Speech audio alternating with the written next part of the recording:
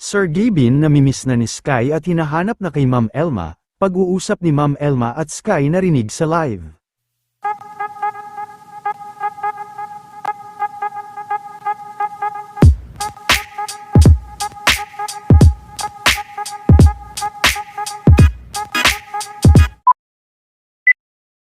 Maaga pa nga lang kanina, ay nagbiyahe na rin sina Ma'am Elma, Bridget at manager nito patungo sa Cebu para sa kanilang mall show, kung saan ay nag-perform din ito para sa kanilang mga fans. Ito din ang unang pagkakataon na hindi na nakasama ni Ma'am Elma sa mall show si Sir Gavin at ang Team Kapinpin. Dahil din matagal nang hindi nakikita ay miss na din ito ni Sky, nadulas din si Sky sa pag-uusap nila kahapon ni Ma'am Elma. At tinanong kung ito na ba umano ang mall show na kasama ang kanyang ninong, ngunit sumagot naman si Ma'am Elma na hindi pa umano dahil pambabae pa umano itong event.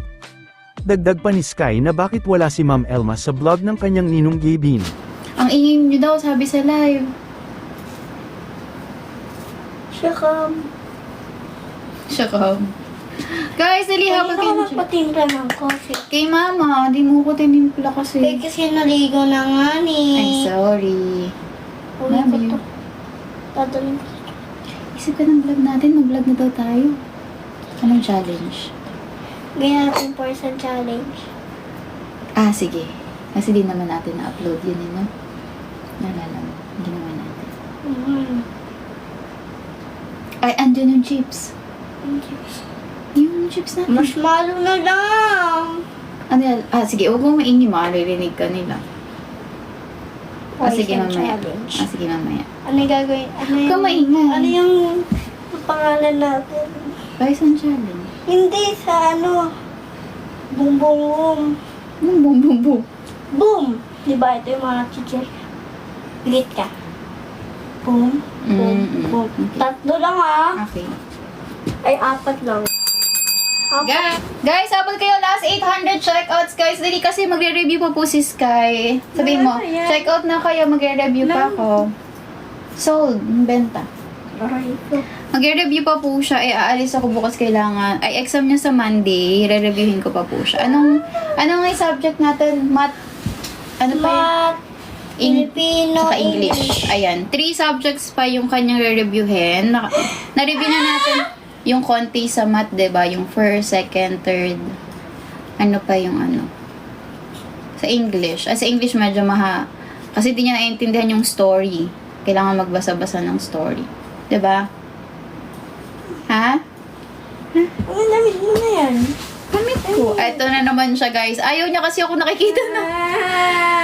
Kahit sino sa amin. Kunyari, nakita niya si Angge, si iba na naka-off shoulder. Itataas niyang ganyan. Ayaw niya. Sige na. Hindi, nais ko lang. Oh, wala. Nais ko lang.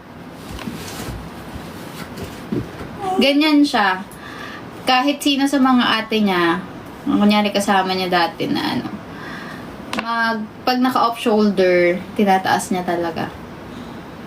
Pag nakasando, kaya pag nakasando, kung minsan ano yung suot mo, Ninang? No? Pag nakasando, okay lang? No! La la la la la la la! Ang ingay mo daw, Sky, naririnig ka nila. Na na na na na na na. Yes. Wala naman si Sky, baba ko na. Babae lang to. Hindi, yung sila Kuya Kaluna yung event. Yung Dati yun. pinag-tripan ni Ninong si Kuya Alin. Mm-mm. After nun, Mm. pati ka kasama. Ano yun? Ah, After, di ba may vlog sila nun nilagyan ng baboy? they work ako eh. Ah! Di ba? Correct.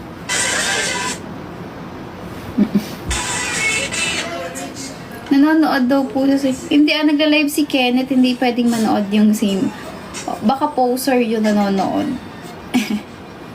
Bili tayo sa... Ano oras ka matatapos? Well, mga 11. Baka kaya ng 11. Okay? 11?